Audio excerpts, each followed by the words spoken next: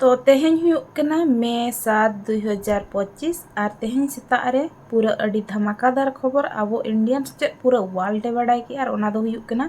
India Pakistan चितान रे attack का surgical attack और आजा 9 आतंकी अड्डा पूरा धूड़ी साता का पूरा धूड़ी रे मेसा का तो बड़ाई गया पे 22 अप्रैल 2025 रे जहाँ अब पहलगाम रे हुईलेन तहन टेररिस्ट अटैक और ओंडे 26 जन हर को गज हचोलेन तहन और ओना रेना बदला हिसाब ते ऑपरेशन सिंदूर दो लॉन्च का इंडिया सरकार और झोतो खदा मारंग कथा ओंडे बाबारिया कुड़ी हपन नोआ रेना लीडिंग किन हताए किन मिटन हर दो हुयुग कनाय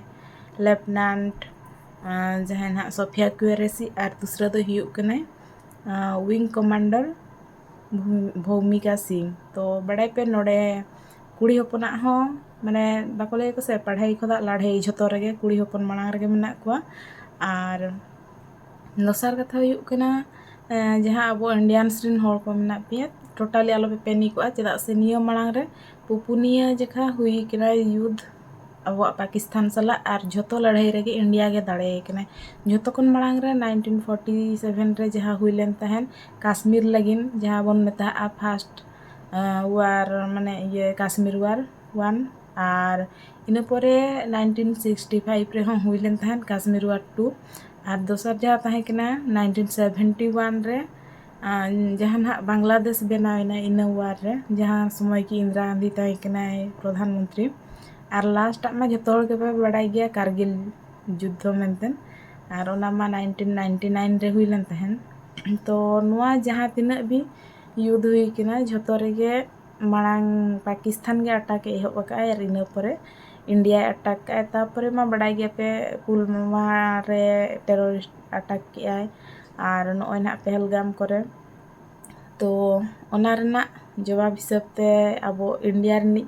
प्रधानमंत्री ना जहाँ नरेंद्र मोदी उनी नोआ सिंदूर ᱧᱩᱛᱩᱢᱟᱱ ऑपरेशन लॉन्च का और नोआ इदियाते निया माना रे जो मॉक ड्रिल हम हुई लेन तहन साइरन बजा मॉक ड्रिल हुआ तो 1917 वार में जखा नोआ हुई लेन तहन मॉक ड्रिल को और इन परते निया जखा हुयुग कना ना और नोआ इदियाते चेत हो बतर रना बांगा चेदा से नितो अब ठेन पाकिस्तान को अड़ी जस्ती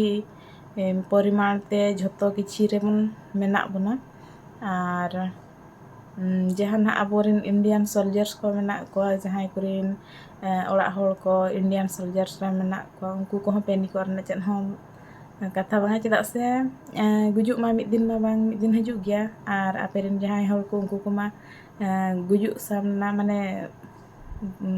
गुजुक सामांग तरह साहस रना सला दिसम लगिन जीवी को आलाय को